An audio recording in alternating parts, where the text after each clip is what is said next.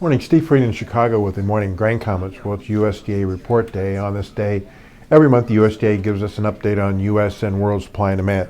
They're not expected to make big changes. Overnight, soybeans and soybean meal prices continue to rise.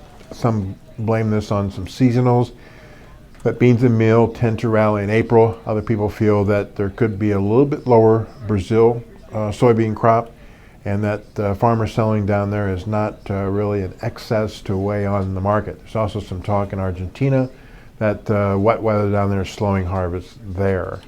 We'll still be watching China demand and see if they pick up the pace of buying, which could support prices. But we're getting pretty close to some levels in the November beans that might be a good area to start hedging some beans for 2016.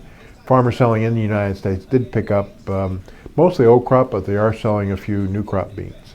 Corn and wheat also up, a little bit of short covering. The USDA said that corn planting is 4% done versus 4 average. That was a little bit more than what some people had thought.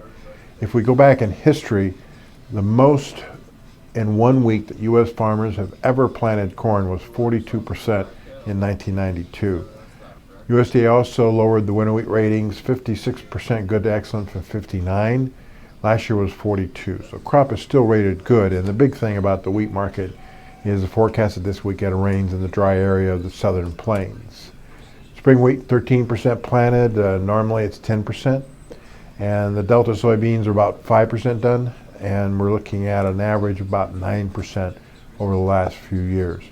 Topsoil moisture across most of the U.S. Midwest is now 24% short to very short. Last week it was 21, last year it was 23.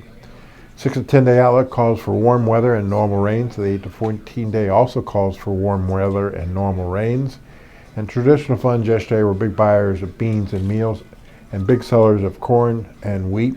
They continue to be long beans, almost even in the meal, long almost a record amount of soybean oil, short a big chunk of corn, and short wheat.